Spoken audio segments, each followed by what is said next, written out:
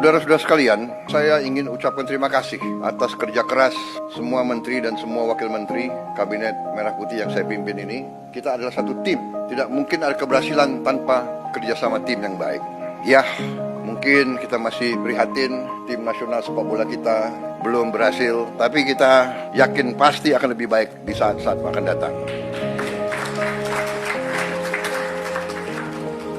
Ini juga ada tim yang baru, ya kan, pelatih baru, tim teknis baru. Jadi saya percaya kita akan mencapai hal yang baik. Sepak bola ini adalah sesuatu yang penting karena rakyat kita memang merasakan bahwa sepak bola itu menggambarkan tekad kita, menggambarkan semangat kita. Indonesia tidak boleh dianggap remeh oleh bangsa manapun di dunia, termasuk terutama di hal-hal seperti olahraga.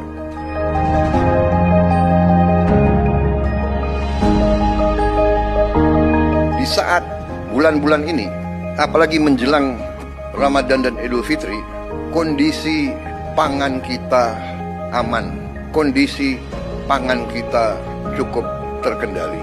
Saudara-saudara, ini jangan dianggap hal yang ringan. Kita negara keempat terbesar di dunia, jumlah penduduk kita sangat besar, dan bertahun-tahun kita selalu khawatir dengan keamanan pangan kita. Kita selalu khawatir kita harus impor. Alhamdulillah tahun ini produksinya sangat baik dan saya monitor harga-harga sampai hari ini terkendali. Kita juga boleh sekarang mulai bangga makan bergizi gratis, sudah menjangkau 38 provinsi dan sekarang sudah 2 juta penerima manfaat. Ini suatu prestasi yang luar biasa. Saya terima surat-surat dari pimpinan-pimpinan dunia. Mereka bahkan mau belajar dari kita. Mereka menganggap bahwa kita salah satu yang paling serius dan paling besar usaha kita menangani ini. Kemudian salah satu yang luar biasa juga, kita berani meluncurkan Badan Pengelola Investasi Danantara Indonesia. Dan saya tegaskan bahwa setiap saat pekerjaan dan semua kebijakan Danantara ini harus bisa diaudit, harus bisa diawasi, harus bisa dipertanggungjawabkan setiap saat oleh siapapun yang menginginkan. Saya juga melihat bahwa kita sudah mulai meluncurkan program cek kesehatan gratis untuk setiap warga negara. Saya kira ini juga salah satu terobosan saya kira di dunia. Tidak semua negara punya program seperti ini. Kemudian kita juga mengeluarkan peraturan pemerintah nomor 8 tahun 2025, yaitu kewajiban menyimpan devisa hasil ekspor sumber daya alam di dalam negeri. Kalau sudah berjalan, ini akan menambah devisa kita 100 miliar dolar 1 tahun. Kemudian kita juga sudah putuskan, kemarin saya resmikan juga peluncuran bank emas pertama di Republik Indonesia. Kita memiliki cadangan emas ke-6 terbesar di dunia. Ke-6 terbesar di dunia. Tapi kita baru punya bank emas baru tahun ini. Berapa minggu lalu saya resmikan.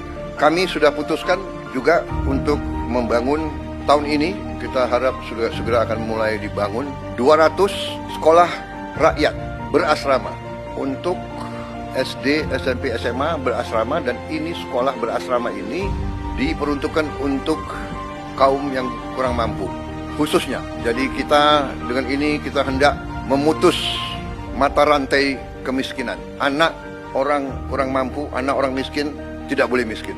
Kita dalam waktu dekat akan membentuk 75.000 sampai 80.000 koperasi desa. Kita ingin ekonomi desa, ekonomi rakyat yang paling bawah bergerak dengan cepat, memobilisasi kekuatan yang kita punya untuk menggerakkan seluruh ekonomi, dan ini akan ada suatu dampak yang sangat besar.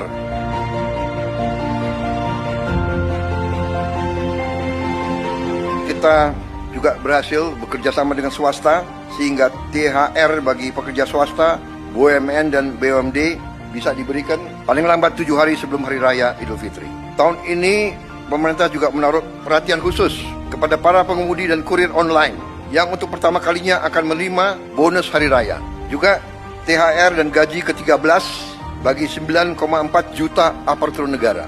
Ini sudah kita umumkan. Juga untuk membantu masyarakat, kita berhasil untuk menurunkan harga tiket pesawat dalam negeri mencapai 13% penurunan. Ini berlaku untuk periode penerbangan 24 Maret 2025 sampai 7 April 2025. Kemudian penurunan tarif jalan tol sebesar 20% di berbagai ruas jalur mudik selama 2 minggu.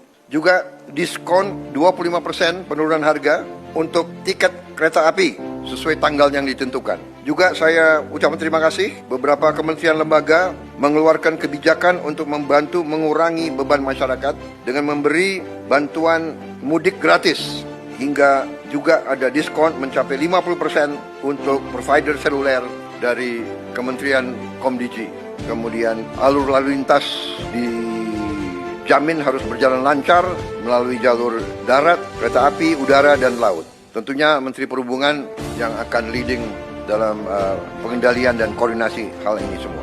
Menteri Perdagangan memantau terus ketersediaan bahan pangan dan harga bahan pokok. Juga kita antisipasi bahwa di sektor pariwisata ini juga akan meningkat dan perlu antisipasi dari Menteri Pariwisata hal-hal yang harus disiapkan. Tentunya segi keamanan Polri, TNI, BIN, Kemenhub, BUMN, dan kementerian lain ikut semuanya membantu untuk memantau keamanan. Di bidang industri dan tenaga kerja juga berjalan baik. Saya juga minta pelayanan publik terutama semua rumah sakit harus siap, semua fasilitas kesehatan, juga sektor perbankan disiapkan dengan baik. Peringatan dan informasi cuaca, saya juga mohon terus masyarakat diberi informasi terus-menerus. Terima kasih, saudara sekalian.